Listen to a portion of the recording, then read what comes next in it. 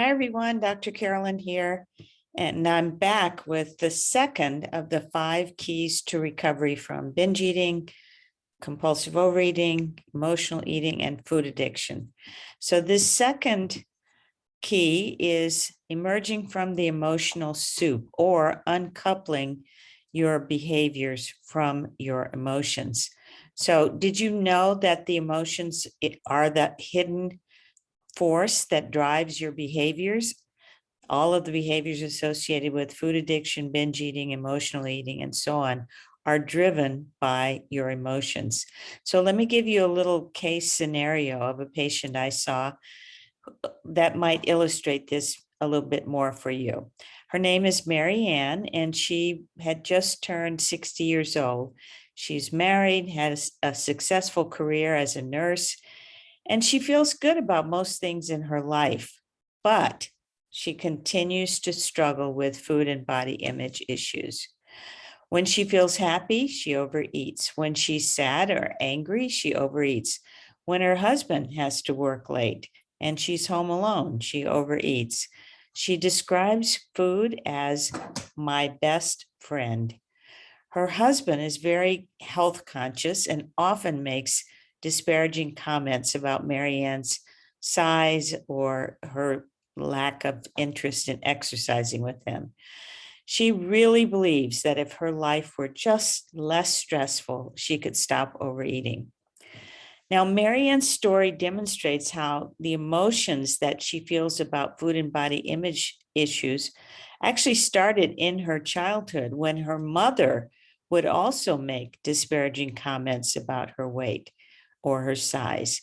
And now, as an adult, these same emotions are triggered when her husband does the exact same thing.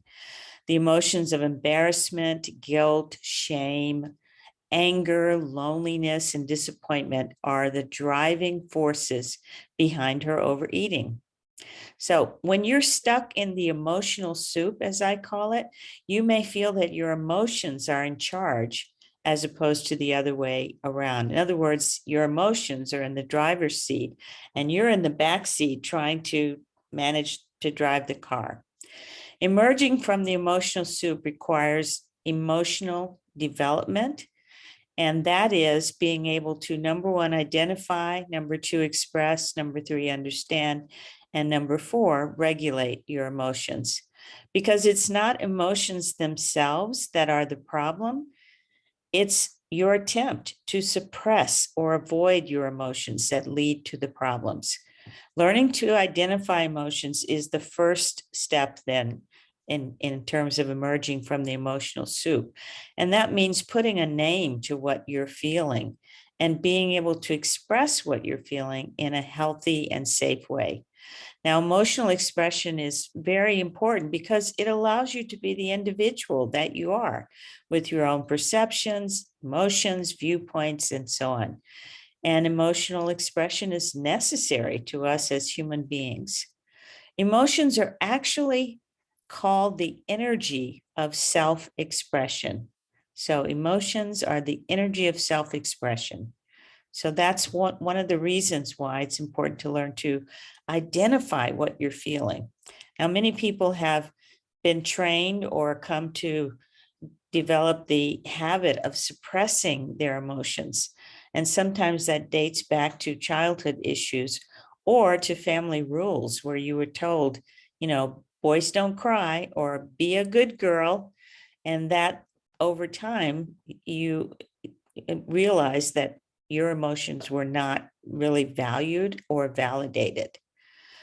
Now let's talk about the second step to uncoupling your emotions from your behaviors that are associated with food addiction, binge eating, and emotional eating. And that one is learning to actually express your emotions without using food.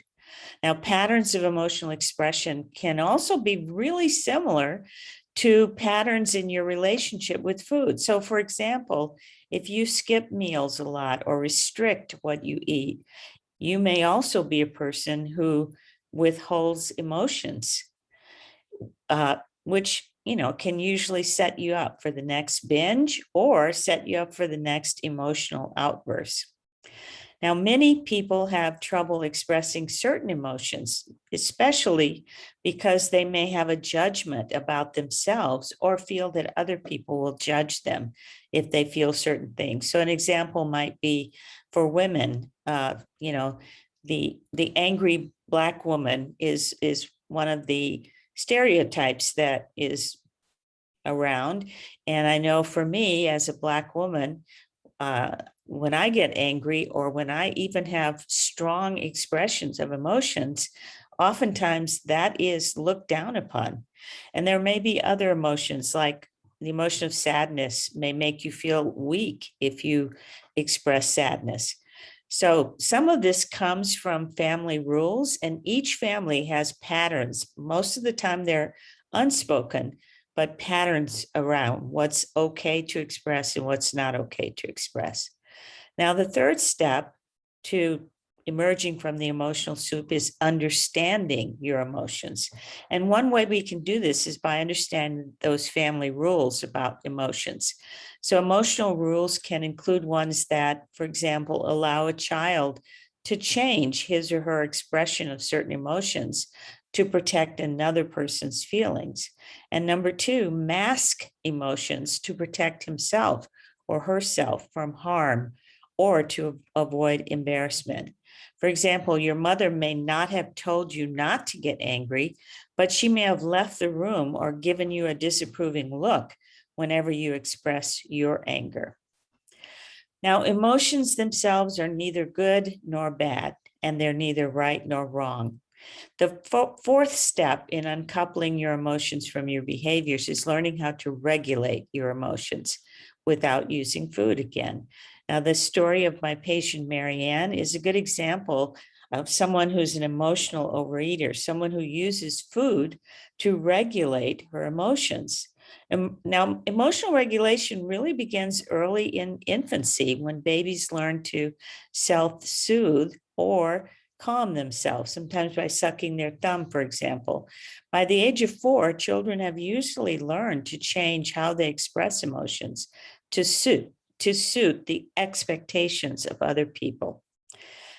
So they start out with a pure expression of emotions, and then by age 4, they're already people pleasing, basically.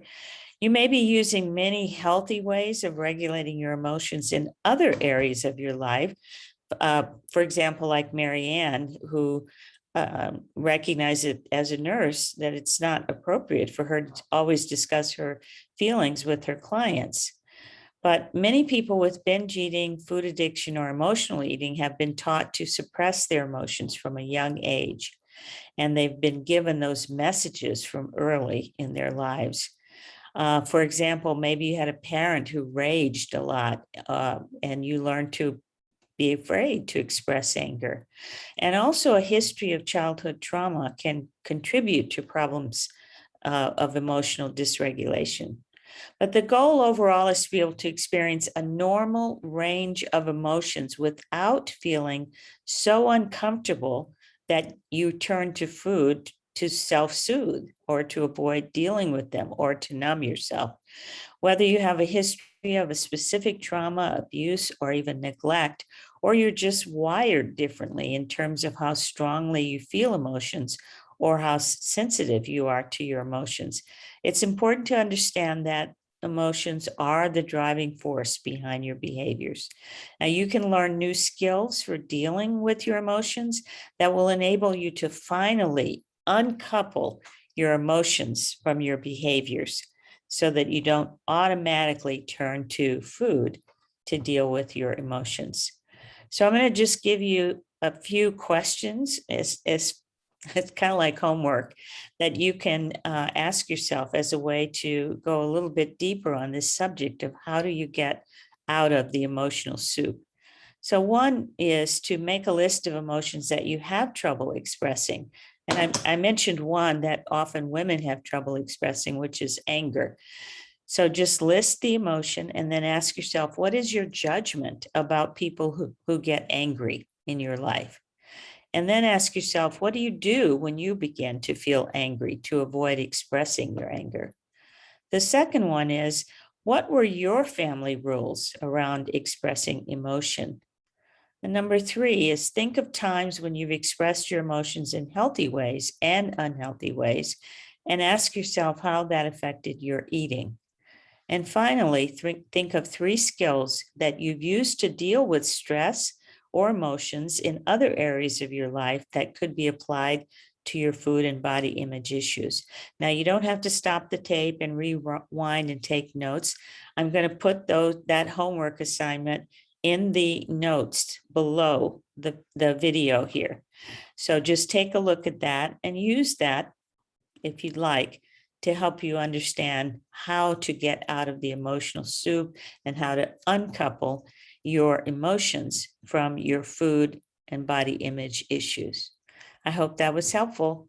Thanks for listening. Please give us a rating and also subscribe to my YouTube channel so that you'll know when new videos are coming up. Next week, we're going to be talking about the 3rd key to recovery, the 3rd of 5 steps to recovery. And that one is all going to be all about the body.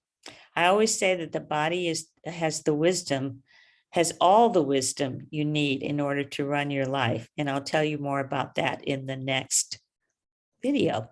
Thanks for listening. Dr. Carolyn signing off.